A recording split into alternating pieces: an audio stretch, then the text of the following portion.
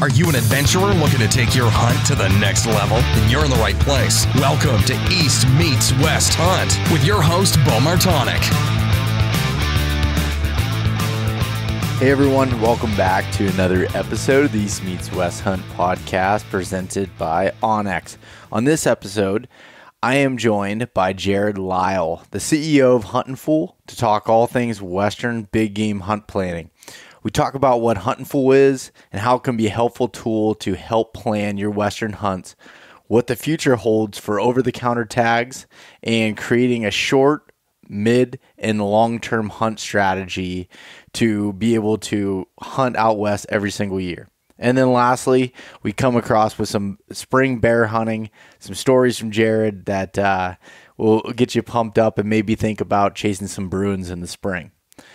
But before that, as I said, this podcast is brought to you by onX. And the onX Hunt app is your premier GPS hunting app. It turns your phone into a working GPS. I'm using the onX Hunt app in the field religiously right now while I'm scouting for mountain bucks in Pennsylvania. And in addition to that, which we'll talk about a little bit in this episode here, but onX now has elite membership benefits, and one of those includes getting a free membership to Huntin Fool, which Jerrod is, as I said, the CEO of there. But in addition to that, there's so many other different discounts you can get, from backpacks to gear to different apps and everything in between. All those come free with your elite membership. So if you want to check that out, head over to onxmaps.com and use the coupon code EMW, and that'll save you 20% off of the app. Tethered is a company founded on the principles of educating the hunting community on saddle hunting while creating the most innovative, lightweight, safe products for saddle hunting. And I'm currently using the Phantom saddle system with the Predator platform for all of my mobile hunts. And I mentioned it last week, but I did just receive the new knee pads that I've been messing around with, and they'll be releasing soon. Extremely lightweight, and they do have a ton of padding that I think will be great for all-day sits. So to learn more about tethered and saddle hunting, head over to tetherednation.com. Maven Optics. Maven is building the highest quality optics at half of the price of their competitors through their direct-to-consumer business model. They want to create the best optics for the job, period. Their products are backed with a lifetime, no-fault warranty and has an incredible customer experience to go along with it. I'm currently using the B2 9x45s on all my Western hunts and the B3 8x30 for all my whitetail turkey hunts and anything over here in the East. So if you use the coupon code eastmeetswest-gift, you get a free gift with any full price optics order at mavenbuilt.com. And last but not least, Spartan Forge. And when you require an accurate forecast of your best hunting days so that you're not burning out your best hunting spots and you want to really save time on scouting and actually executing the hunts, the Spartan Forge outfitter utilizes years of military background and machine learning to pull from millions of data points to accurately predict deer movement. And that includes GPS data, over 30 years of weather data, academic and state research, and much more. And they're using science rather than someone's opinion to figure out the movement for your specific hunting area. You can use the code EastMeetsWest to save 25% off of the outfitter at spartanforge.ai. On this week's Mountain Buck Story of the Week, or otherwise known as Mountain Buck Monday over on social media, this story comes from Garrett Drum. And Garrett says, as a full-time college student at Penn State, I tried to squeeze in as many hunting and scouting missions as I could between classes and homework. I hunted public land right around the college without having many mature buck sightings. This is when I started to watch your Mountain Buck Scouting series. I remember you talking about how to locate good pieces of public land using eScouting on the onX Hunt app. You talked about looking for larger pieces of public and ones that are further away from large towns or cities, which led me to my spot. When I decided on the state game lands I wanted to hunt, the videos taught me to mark a few locations that had potential for buck bedding areas. On the morning of November 12th, I scouted out one of these waypoints that really caught my eye. I hiked back 2 miles and spotted 2 mature bucks and 8 does in almost the exact area where I made the waypoint. On November 13th, I started hiking in at 5 a.m.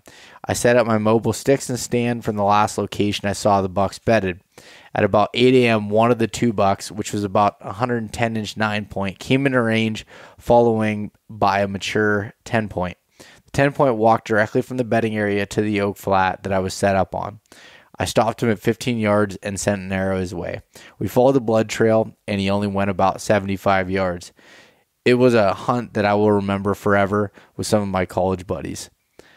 That's such a cool story by Garrett, and it was cool that he utilized the Mountain Buck Scouting series that I put out on YouTube last spring, which we'll be adding to that this year. But not only did he watch the videos, but what he did was he applied it and utilized what he saw to be able to go in and hunt it. And he actually put in the work, and that's what it takes is consistent work and adapting. He wasn't finding mature bucks in the area close to town, started getting a little more remote, and he ended up finding them and just killing a great 10 points. So you can find photos of that on the East Meets West Instagram at East Meets West Hunt, or on Facebook, East Meets West Outdoors. All right, so I have been scouting like crazy lately, trying to take advantage of this time before the spring green up here and just get out as much as I can, learning my hunting areas that I've been hunting, checking out new spots, and just continuously trying to scout these areas. Well, I hadn't been finding too many sheds recently, which I don't typically focus on shed hunting, but with the strategy of the way I'm scouting, a lot of times I will pick them up. But this recently, I was scouting just a little bit further from where I normally am at, but just a couple ridges over, and found a shed off a buck that I found on my camera. And he's been on my camera for a year, but I last had him in on January 10th, and he only had one side of his antlers on, so I kind of just did some loops through that area, and about 400 yards away, I ended up finding that side that he was still hanging on to at that point, and then ended up finding another shed that was just huge, and I walked into it kind of by accident. I went off the point of this ridge, and I was cutting down as it was getting dark, and it was like, I bet the shed's been laying there for 2 or 3 years, and it just glowed underneath the hemlocks, and just over 5-inch bases, and carries that same mass the whole way up. Just a really, really good deer. And then went in there with my cousin Tyler a few days later, and he ended up finding the other side of that big old one about a half mile away in an area that I've walked probably past it 3 or 4 times. I mean, it was tough to spot, but I was within feet of it and didn't see it. It was all covered up by leaves besides the tips of the tines. And then I found a match set on an old logging road, and then another old one, and some more hemlocks. I've been finding a lot of sheds in that hemlock, that thermal cover that I think from this tough winter, they were definitely spending some time in there out of the weather. So it's been really good. Been getting a lot of intel here recently, and just really having fun with it. Justin Mueller, who did the Mountain Buck Scouting Series videos for me as far as filming them and editing them, he and the long haul film, all my films really Justin has done. He's coming out again this weekend to shoot some more Mountain Buck Scouting Series videos. Got 5 more videos coming throughout the year, and then some additional stuff that we'll be releasing for the YouTube channel, and getting ready for some other projects we're working on. So it's I'm really excited about that. Pumped to see Justin again. I haven't seen him since he was out here in November, so that'll be fun. I'm definitely looking forward to it. I hope everyone else's spring scouting has been going well. So to kind of transition out of whitetails and into Western hunting for today's podcast. So before we get started here, I did just want to talk about my recent experience. So after I recorded this podcast with Jerrod, I called one of Huntin Fool's Hunt Advisors, which you'll hear about the whole details behind it in the podcast. And his name is Garth Jensen, and I just wanted to run some ideas by him about Colorado. I'm applying for, as we're talking about this, I'm applying tonight there. And so I was just running by a few units by him and see what some of his thoughts were, if he had talked to anybody that had experienced these places. And he was a wealth of knowledge, being able to give me, real-time feedback from people and, personal experience, all this stuff. It was super helpful. I think that's really valuable for people that are Huntin Fool members, and if you have the part of the subscription to have that one-on-one discussions about things, you can bounce ideas off of them and really just help reduce that learning curve and make sure you're choosing the right spot. So I had a really, really great experience working with Garth there. So I'm glad that I got to talk to Jerrod and he helped link us up. But that's really available to anybody. It's not just me because I did a podcast with them. That's available to anyone that has that specific membership. So anyways, enough of me rambling here. Let's get on the podcast here with Jerrod Lile. You bet. All right. We're live. Jerrod Lile, how are you? I'm doing good. Thanks, Beau. How are you doing over there? Yeah, not too bad. Halfway across the country here. It's but it feels like I'm in the same room with you. But well, literally in this case. Yeah. Yeah. I appreciate you having me on. It's always fun to talk about hunting and the opportunities that we have to go out and explore our great country with stick and string or muzzle loader or rifle or whatever your weapon of choice is. Yeah, and it's funny because I've heard your name for quite a few years here, not only through the hunting industry with Huntin Fool, but through some of my good buddies who are friends with you as well, Jameson Curtis and Kelly McGraw, who I've had on one of the earlier episodes of the podcast, and they speak pretty highly of you. Well, I still have the wool pulled over their eyes. That's a good start. Yeah, they're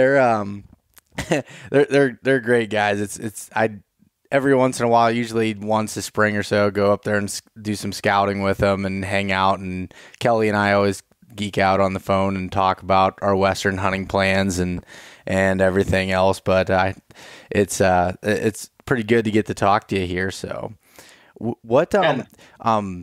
so Jerrod, why don't you just give a little background on yourself and who you are and what is Huntin Fool? No, I appreciate that. The way I look at it, I was really fortunate to be introduced into the hunting industry through a friend that I went to literally grade school with, Dan Evans of Trophy Taker Archery Products, formerly, now Option Archery is the brand that he manages and owns and designs all the product for. But anyway, Dan had kind of grown a business from grassroots and knew that I happened to have a background in business management. I just finished a degree, and he asked me if I would come out and manage his kind of fledgling archery company clear back in 2002. And I took him up on that offer, uprooted our family, moved from Idaho to Northwest Montana. And I spent 14 years there with Dan. Great years, raised my kids in a small town, you name it. So I was very appreciative of that. And honestly, I credit that in large part to my opportunity here at Huntin Fool today.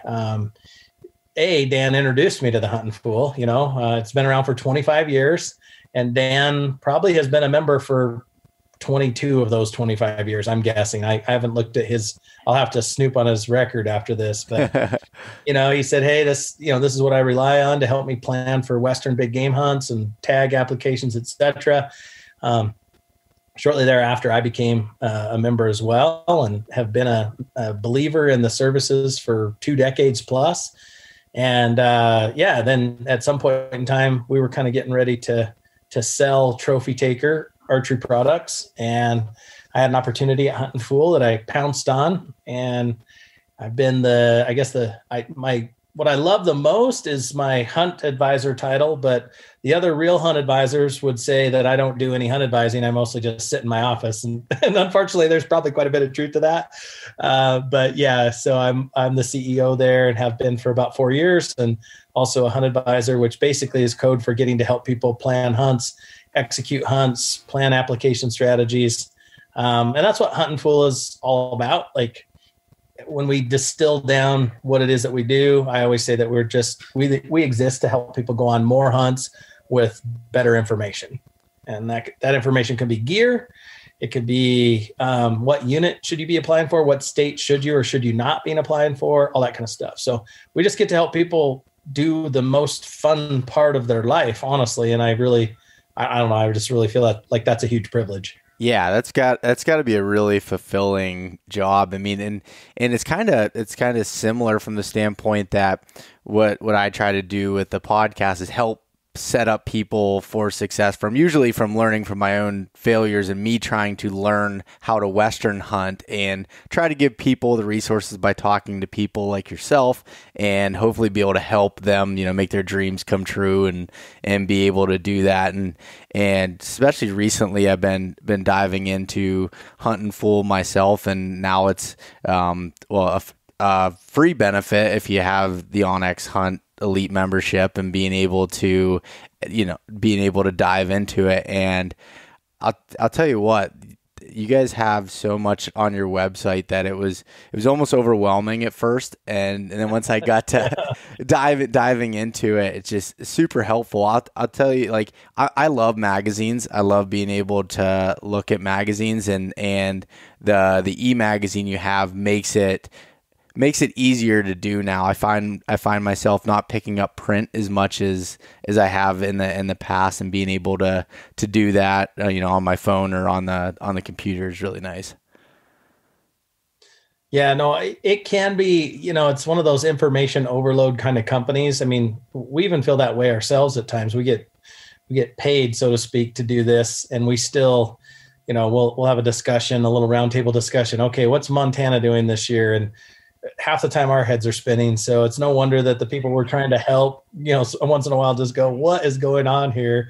But if it weren't for that, we probably wouldn't have the opportunity we have to be able to reach out to so many different members that have so many different needs. And I don't know, like I said, we really, honestly, it combines two of my biggest passions. You've got, helping other people out, but also hunting. So I can't argue about that. No, not at all. And just as far as like how the program works exactly. So what do you get like with a membership to Huntin Fool? What exactly? So me as the consumer, what are you providing to? And I, as we just talked about information overload, I'm sure that's a long list, but is it just kind of getting the start to it there? Yeah, no. Well, first of all, as you mentioned, we just did a partnership with Onyx that we're super excited about, and all elite members actually get a full digital Huntin Fool membership included with their Onyx membership. So you do still have to go through the hoops of signing up through the Huntin Fool website.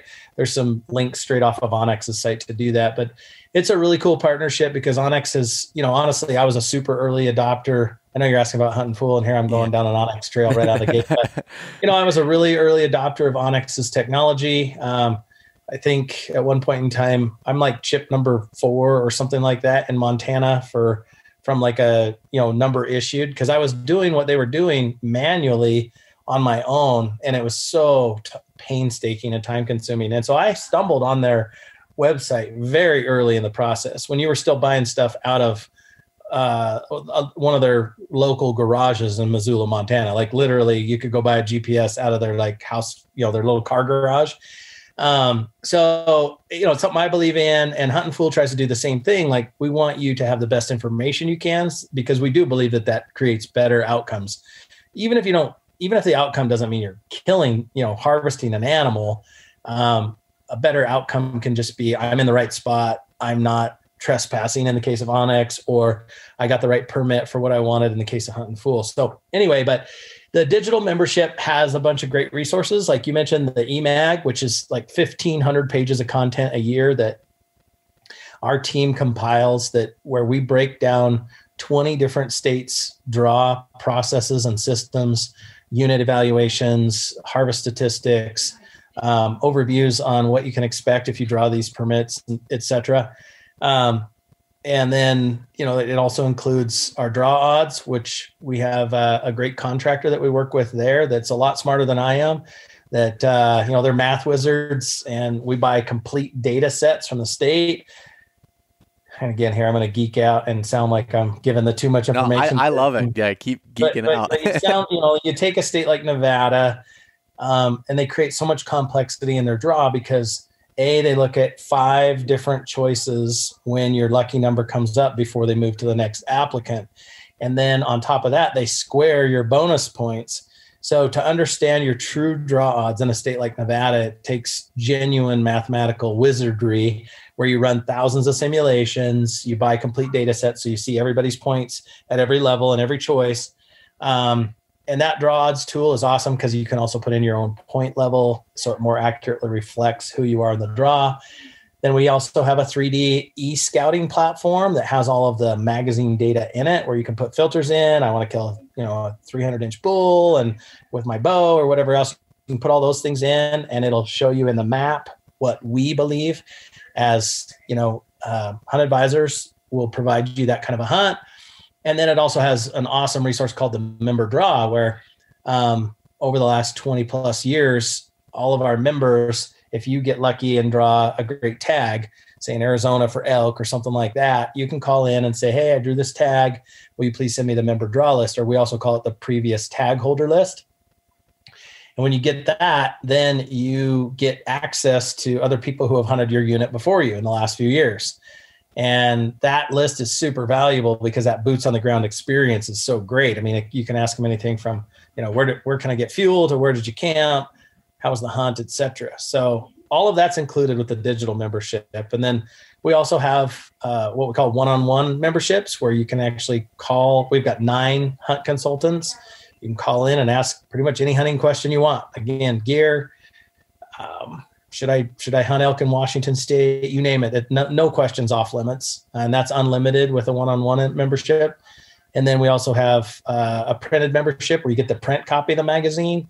And then finally an all access where you just get it all. You're just that research junkie that has to have every single tool. So anyway, that's kind of a high level overview of what we do there. Yeah, and I didn't know about the the one you were just saying there about being able to look at the previous tag holder list. Like you said, that's extremely valuable. I mean, I take people's real world experience almost over numbers a lot of the times, as far as being able to, you have to take a few different opinions because sometimes some are jaded a little bit from what I've learned, but that's super helpful. Whenever I get to talk to somebody that's hunted an area that I'm going to, I listen up intently as far as, and like you said, just the little things as far as, where the meat processors could be and being able to talk to them through all those things when you get down to your nitty gritty planning can also make for just a less stressful hunt too, so you're not trying to figure out those things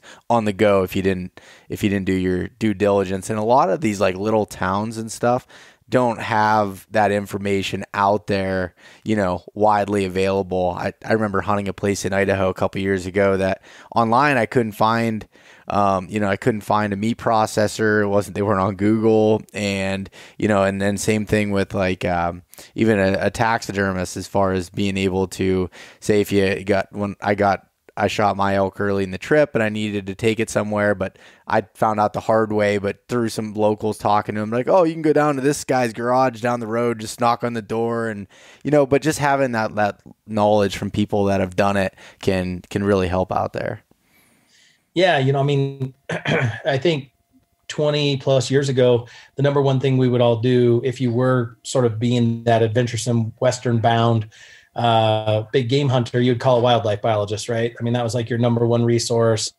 Call the local biologist, which was very helpful. And I still encourage people to do that.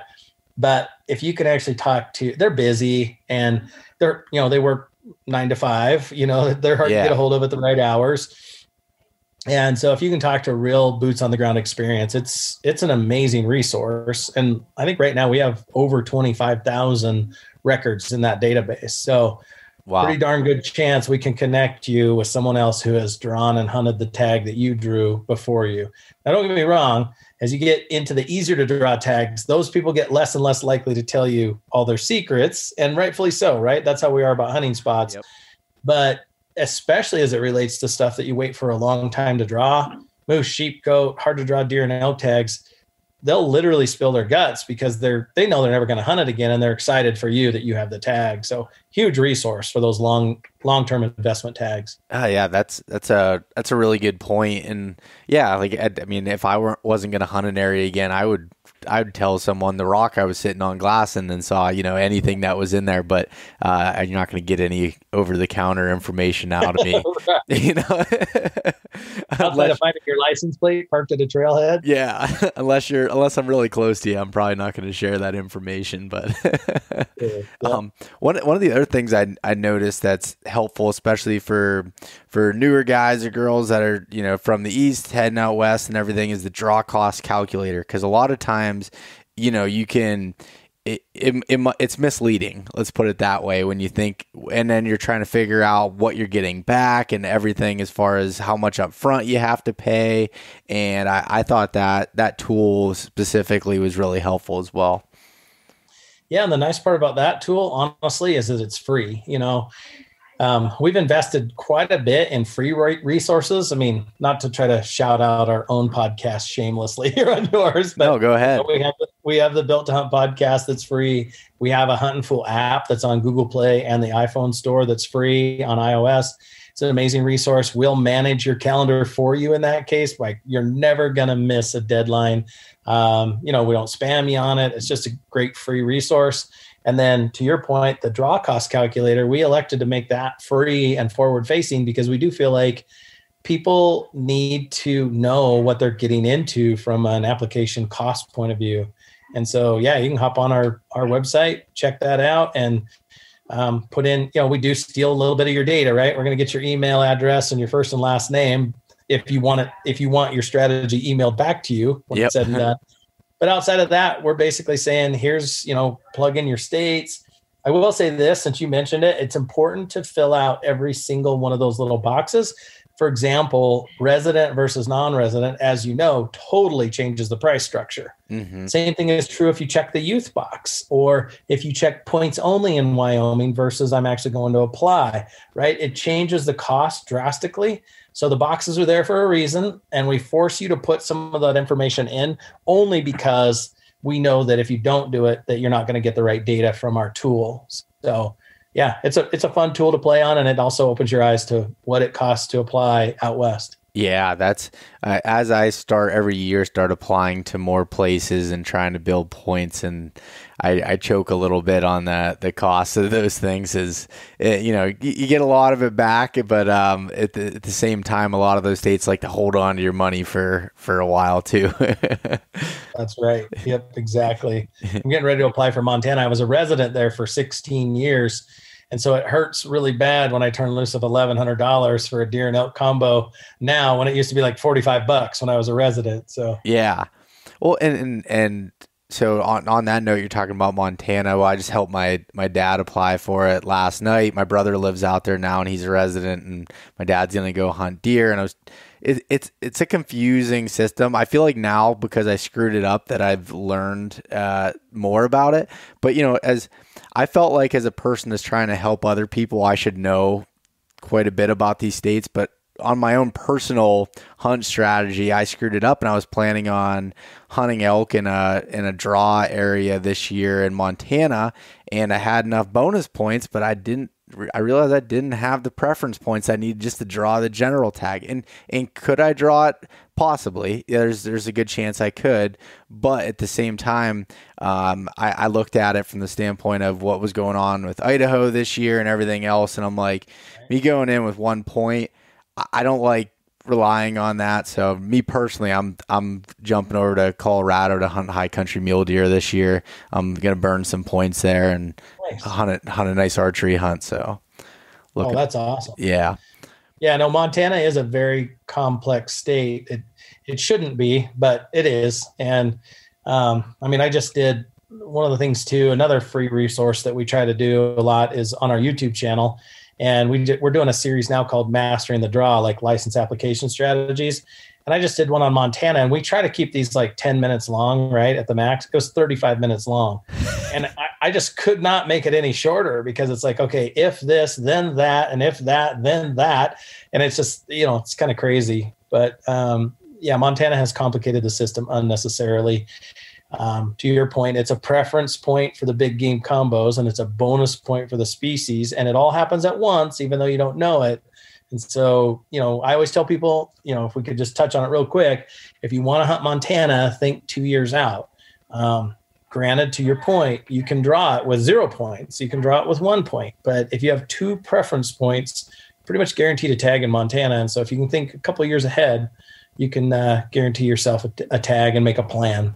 Yeah, no, definitely. I mean, I think that's a good point. And I feel like it's kind of getting that way with most of the states. I mean, it's not as often. Even just a few years ago, I felt like you had more options of just, you could make your decision later on if you didn't draw something, just pick up an over-the-counter tag, and it's getting more difficult. I mean, in 2019, when I hunted Idaho, I bought my tag in July, and this year, the zone that I hunted was, I guess, sold out within like an hour on December 1st, So of the year prior to the actual hunting year. Yes. Yeah, it's a disaster. It is. Like, so what's going on with all of these states and these changes that seem to be coming at us super hard? Well, again, I don't know where you want me to go with this, but I'll at a very high level, one of the biggest problems that we face is that the state legislatures, in my opinion, and honestly in the opinion of Huntin Fool as a whole, have too much opportunity to mess around with state game and fish regulations. We believe that it should be left to the professionals. We believe that it should be left to state wildlife biologists, state agencies that are paid. They're vetted to understand the big game, not only the budget, but also the big game needs of the state. And instead, we have, in Wyoming, Montana, Idaho, Utah alone this year, and there's more, and New Mexico, 5 major states had legislation that was introduced by legislators who do not have wildlife experience. They're not biologists. They're not vetted. They're just legislators who can, for lack of a better term, willy-nilly introduce legislation that unfortunately becomes binding on the state game and fish commissions if it passes, right? So, that's a major problem that I hope gets addressed. Some states do a better job of giving more power to the Game and Fish Commission than others. But at the end of the day, that was a big part of the problem this year. And in Idaho, basically what it came down to is residents were very unhappy that there's a lot of non-resident pressure in certain zones. And they weren't totally wrong, right? I mean, zones like the Pioneer Zone, the Limhi Zone, some others for basically general season archery elk in Idaho had more non-residents participating in those units than residents in some cases. And so, you're going to have some frustration. We believe there's other ways to address that. Maybe split seasons, maybe shorten non-resident seasons, et cetera. But instead, Idaho said, all right, well, any unit that has more than 15% non-resident participation, and I'm gonna actually jump back one step here and mention that Idaho is a mandatory harvest reporting state. And what that means is that everybody who has a tag in Idaho is forced to tell Idaho how they did, right, at the end of the year, which I think is a good thing. Not enough states do this. There's a ton of Western states that do not require it. But what that means is that they do have pretty solid data on where, you hunted, where I hunted, where any non-resident hunted, and residents alike. So anyway, they basically said anybody that's, more than 15% can only be a max of 10%. Or no, I'm sorry, a max of 15% in those cases. So they were cutting hundreds of tags out of key areas. In all, it resulted in 600 net non-resident elk tags lost in the state of Idaho, which is always kind of a shame to me to see, opportunities dwindle away. But anyway, bottom line is those decisions were made by resident pressures. And I think there were a little bit of a knee-jerk reaction that created a horrible mess on December 1 when everybody went online to buy their tags.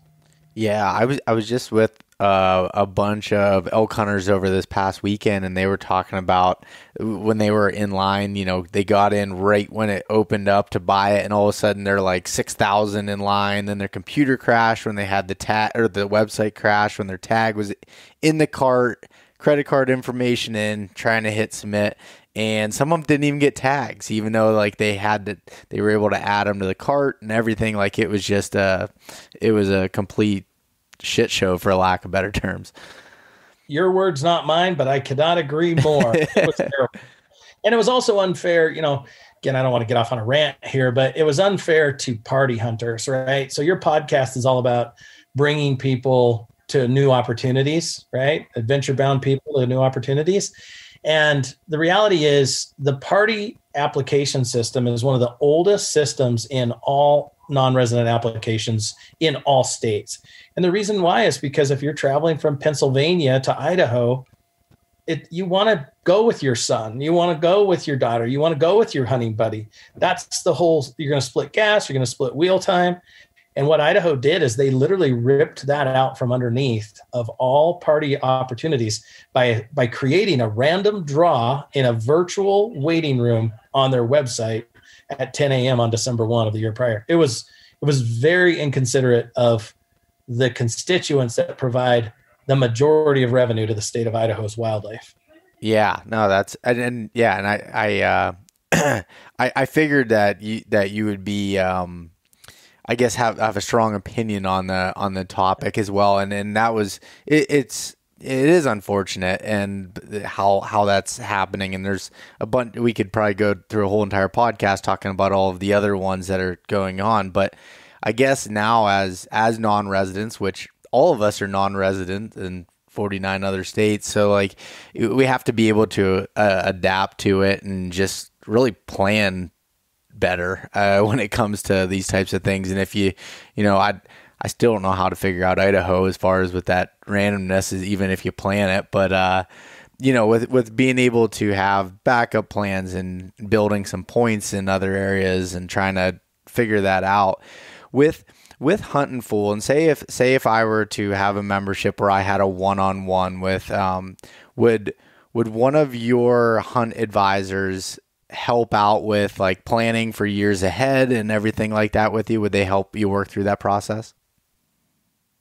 Yeah, for sure. I mean, when it comes to consultation, we get short-term, mid-term, and long-term strategy calls all the time.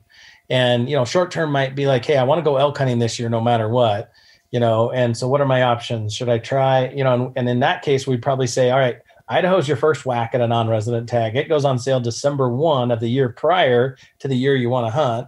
So try to get an Idaho tag. Oh, didn't get an Idaho tag. Well, you can still apply in Montana and try to get a Montana tag. And then all else fails, you can get back on the wait list for Idaho and Montana. Both of them have turnback tag programs. So you can keep playing that game. And then finally at the end of the year, you can still buy an over-the-counter tag in Colorado, for example, right? So we can help you with that short-term plan. And then midterm, we're going to have conversations that go a lot like this, where, we'll get guys that get invested in Colorado's elk and deer preference point system, and they get too heavily invested.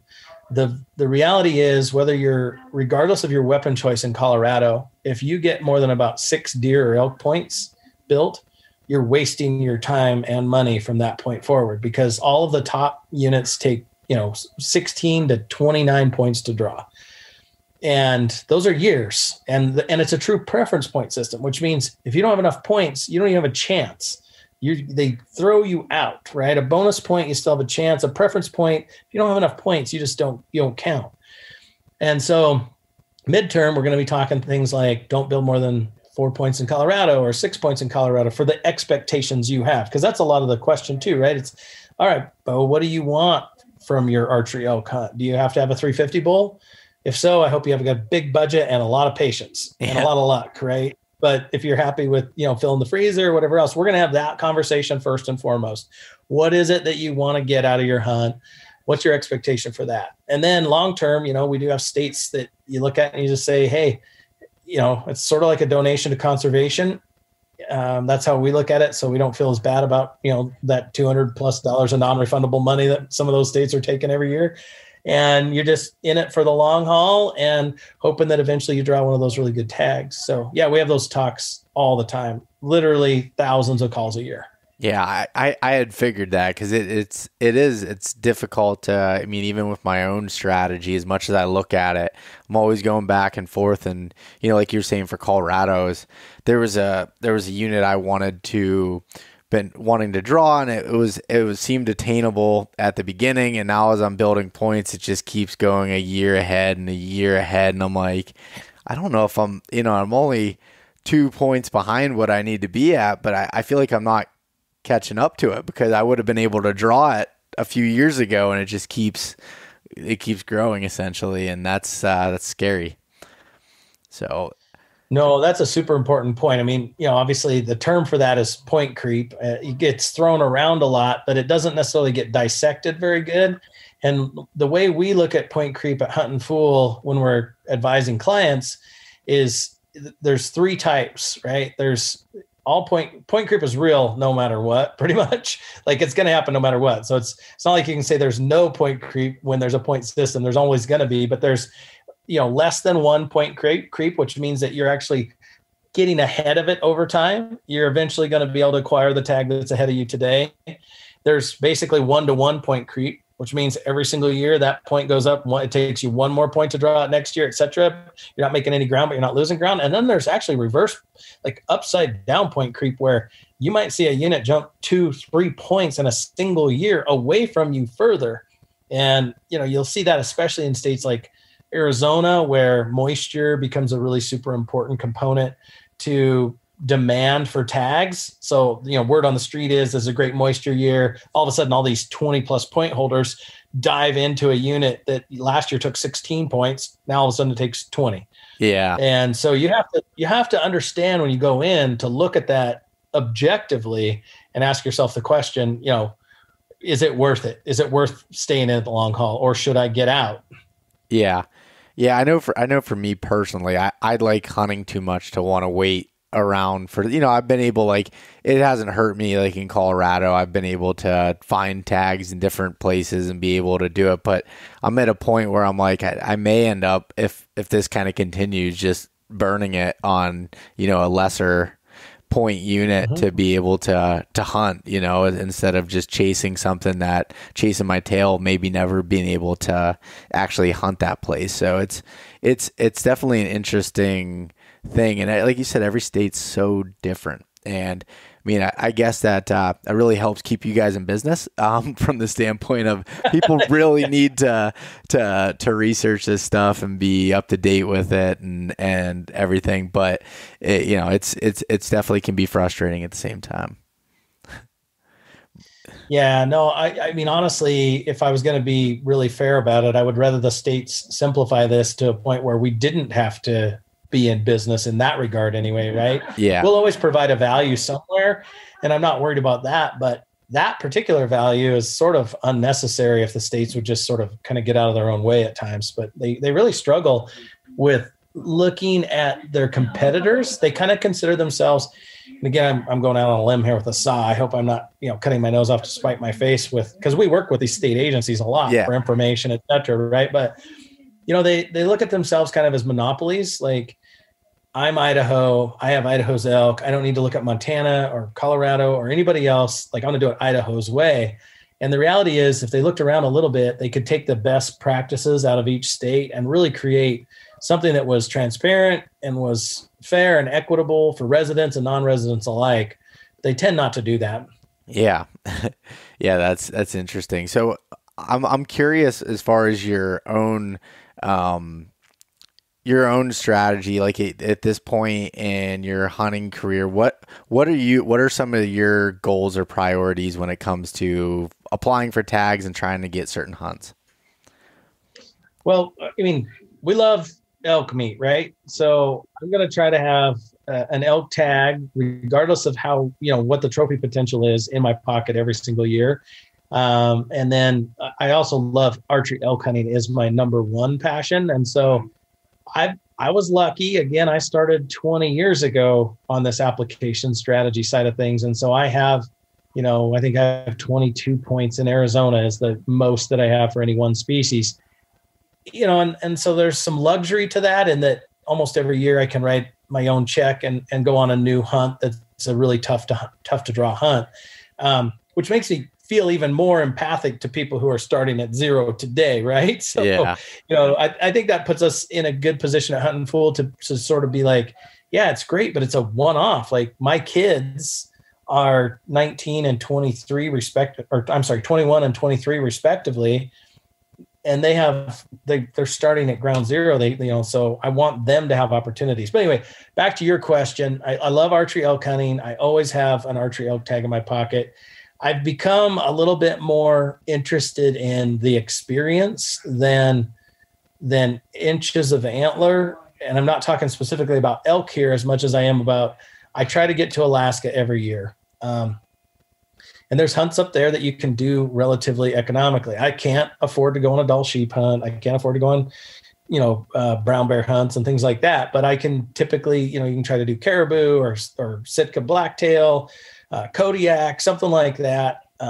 This year I'm joining somebody who has one of our hunt advisors who drew a mountain goat tag. I'm going along and I'm going to try to harvest a black bear with my bow on the hunt, and basically just go get to do a mountain goat hunt and be in Alaska, right?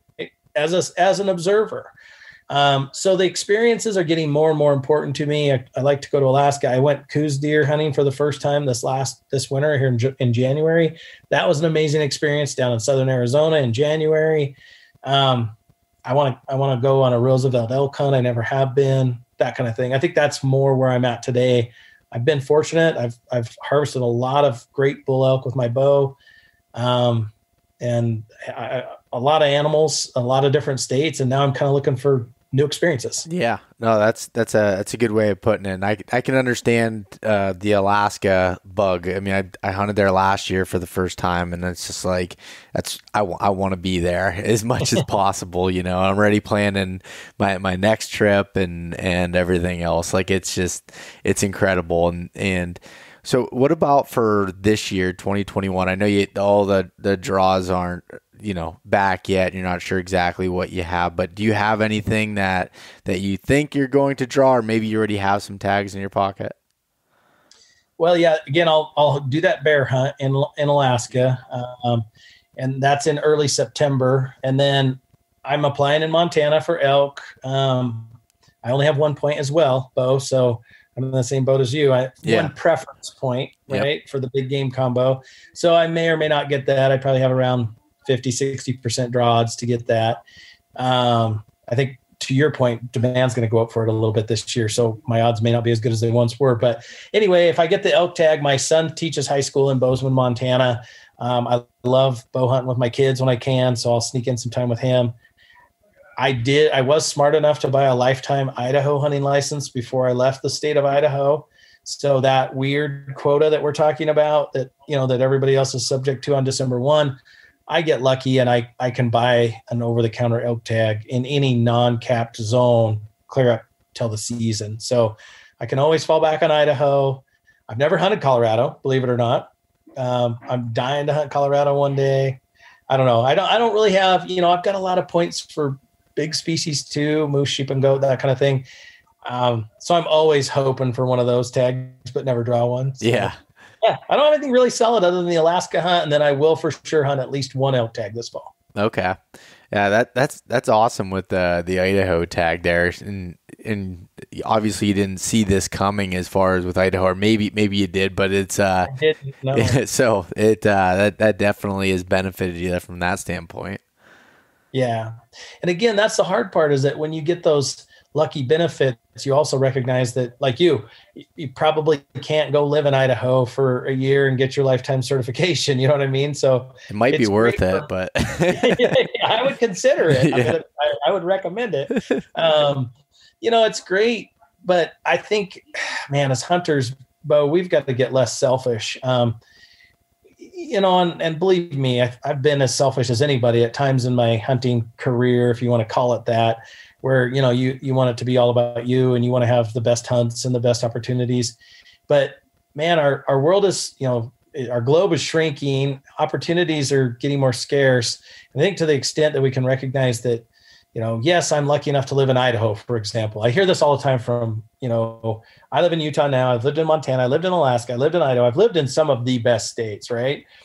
And every time as residents, we're kind of like, anti-non-resident.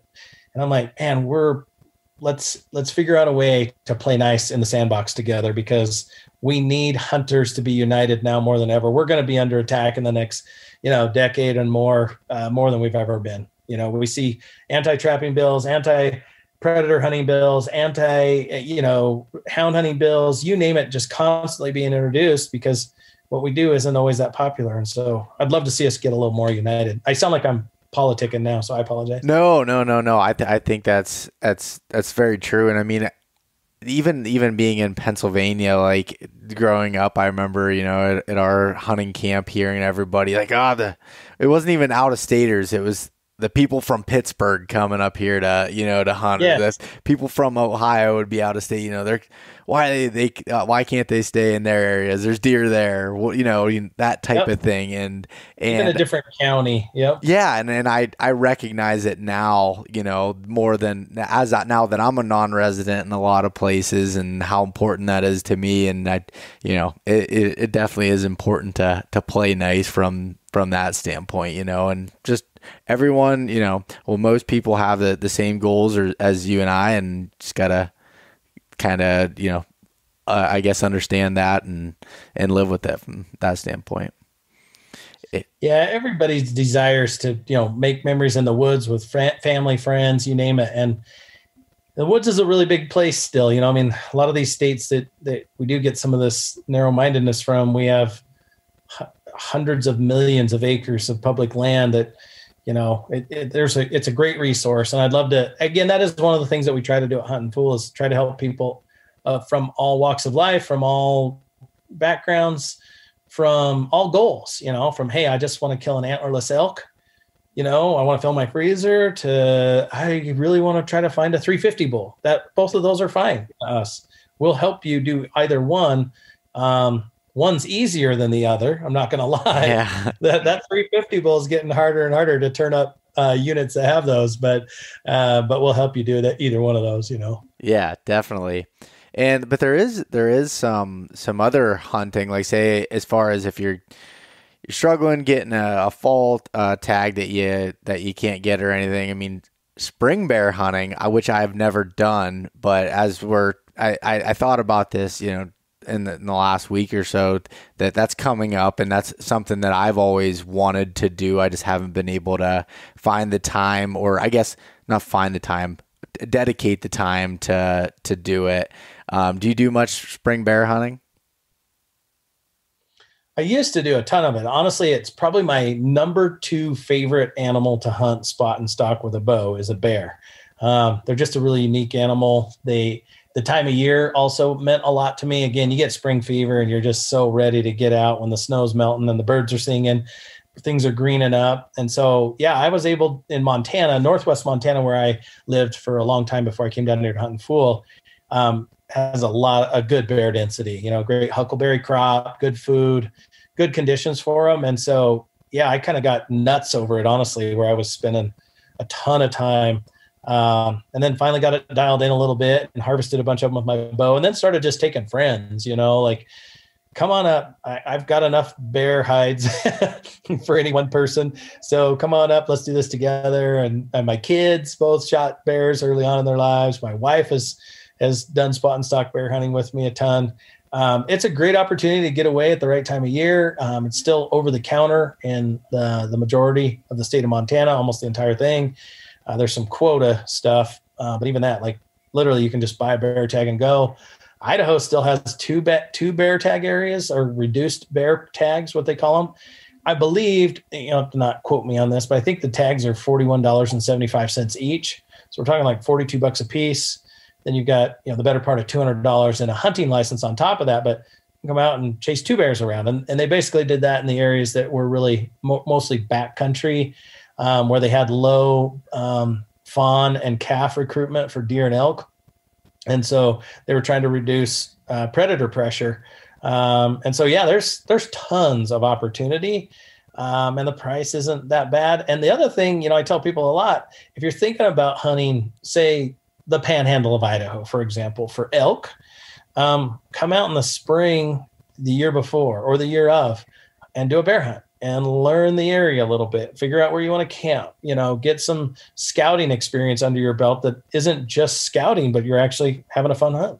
Yeah, no, definitely. And that's one of the things, exactly what you said there, is I wanted to do that in Montana, is be able to go out and spring bear hunt and do it in an area that I would like to hunt elk at some point. It's just so you kind of get, like you said, get to learn the area a little bit and get a feel for it, and see if it really looks like what it does on Onyx and everything else to right. See exactly what that's all about. And it just, like you said, it's a spring fever thing, like for me, just wanting to get outside and go do it, doing that stuff. That's why I love turkey season here in Pennsylvania. Not that, like, I go back and forth. Some years I'm really excited about it. Other years I'm not as much, as far as chasing turkeys. But at the same time, I just love being outside at that time of year.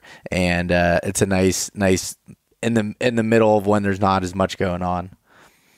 Yep. Whether it's shed hunting, turkey hunting, spring bear, that opportunity to kind of blow off the cobwebs off of the boots and just get out and just appreciate being alive again and watching nature wake up. I love it. Like I said, it got to the point where it became probably number 2 right next to archery elk, was chasing those things around with my bow on the ground. They're just a fun animal to hunt. Yeah. Yeah, most definitely. Do you, what was the reason that you decided not to hunt them as much anymore? Well, some of it was, like I said, I just started hosting more people because it was fun to watch other people get their first experience. Uh-huh. So that was honestly the number one reason why I haven't hunted them as much. The last couple of years, I've just been busy with other commitments and haven't been able to get back up to Montana. But I think I'm going to, in 2022, spring of 2022, I'll get back up there again. I can't stand not doing it again here pretty soon. Yeah. So, but mostly the reason I wasn't harvesting as many bears myself is I just really enjoyed taking other people on their first experiences. Yeah, no, that's cool. And being able to introduce others to it, and then hopefully they kind of pass on the torch eventually once they kind of get it under their belt and are able to show people around, Do you do any Western whitetail hunting at all? I do. I'm terrible at it. If I can be honest, the main reason I'm terrible at it, the moment my butt hits a tree stand, I immediately think I'm in the wrong spot. I grew up chasing elk and deer all over the mountains. And, I've said this before, and this is kind of a shout out to, the Eastern crowd or the Midwestern crowd. A lot of Eastern and Midwestern hunters come out and they're very successful elk hunters because they have a great deal of patience that most of us Western hunters do not inherit, nor are we taught. Having said that, I love hunting whitetails. I love sitting after years and months of running around. There's something really relaxing and soul. I guess I get introspective in my own soul in a tree stand. So I love that. But yeah, I'm pretty poor at it because I don't think I'm patient enough. Yeah, no, that makes sense. I mean, the same thing with how whitetail hunters struggle sometimes when they go elk hunting because they think they got to worry about not stepping on a stick or doing something, and moving real slowly at times when they don't need to be. And I know that was one of the things that was, and still sometimes hard for me to learn from and kind of get out of my mind because that's just what I'm used to. I do really want to hunt Idaho for whitetails up in the Panhandle. That's one of the things that I want to do at some point here in the next 5 years. Yeah, no, it's a great opportunity, and those tags are still pretty easy to get your hands on, knock on wood. I did hunt panhandle whitetails a few times when I lived up in Northwest Montana because it was just right across the border. And yeah, they're such a cool animal to hunt that time of year. That terrain is unlike almost any other place I've ever hunted whitetails anyway. And so it's a cool experience. Yeah. I was wondering when I asked you that, because sometimes I talk to some buddies that I know that live out west and stuff. They're like, well, I don't think about whitetails. They're like, there's mule deer and they're bigger and so it's I think about hunting all species. Like I said, I like learning about the species too, like how much different a whitetail is than a mule deer. I enjoy that process. So I kind of got, when I moved to Northwest Montana, we had mule deer and whitetail both to hunt, but I immediately, of course, I'm one of those, dumb guys that I've only bow hunted for like the last 18 years. So even during the gun season in Montana, which goes 5 weeks through the rut, I would bow hunt. And so it was easier to bow hunt out of a stand for whitetails than it was to run around with the gun hunters on the mountain chasing mule deer.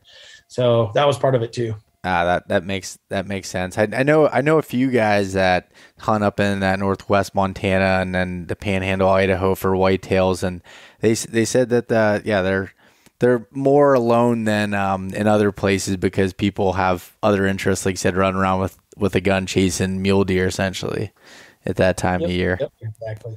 But the one thing I wanted, the last thing I wanted to bring up with you here is, do you have any stories from a spring bear hunt?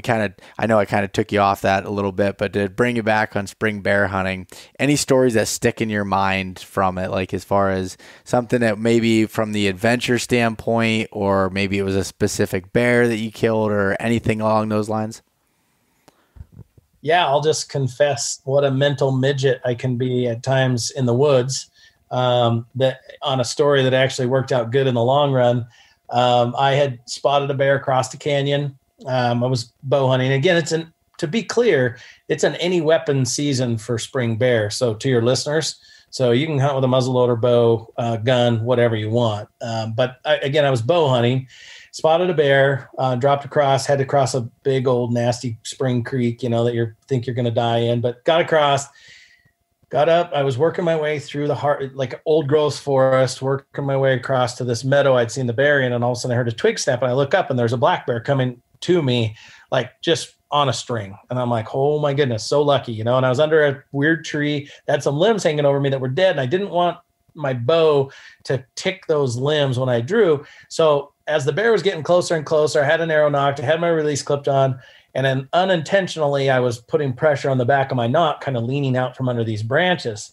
And the bear gets to about 18 yards, turns broadside, and walks behind a tree. So I draw my bow, and my arrow falls off the string.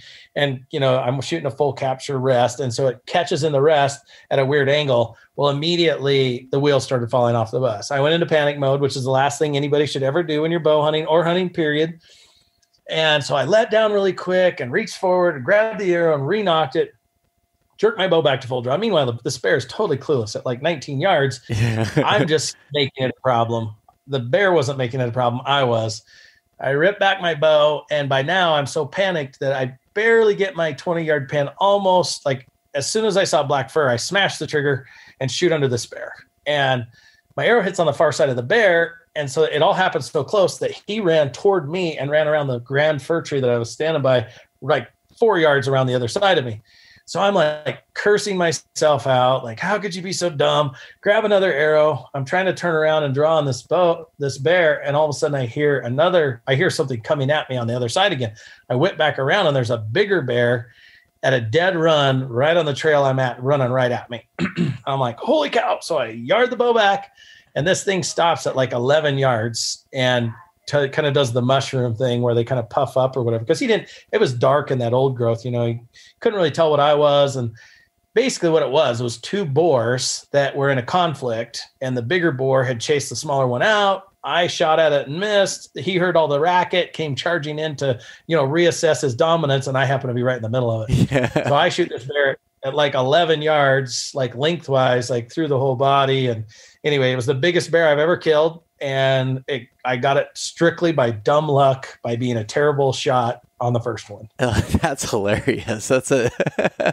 Hey, I'd rather be lucky than good in that scenario any time. That's how I looked at it too. But yeah, it can happen to all of us. I tend to think I've got it. Just when you think you have archery all figured out, you'll get humiliated and reminded that you're still just a pile of messy nerves when things go wrong. Yeah, that's funny. So do you have anything that you'd like to leave the listeners with here as we kind of end the show here? No, well, yeah, I guess the thing I would say is opportunities are getting more scarce, and that's not a plug for our services at all. In fact, if anything, it makes our services jeopardized, right? What it really is a plug to try to inspire you. If you're thinking about doing it, just go do it. The world's never been smaller. You have resources like Onyx, resources like Huntin Fool, all of these digital resources to pre-scout. You've got forums and all these different places that you can plug into. You have technology in your pocket we didn't have, where you can have, global satellite texting.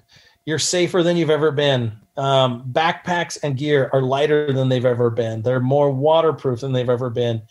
Go. Like, that's what I would say to your listeners. If you're dreaming about it, it really isn't that expensive when you really break it all out.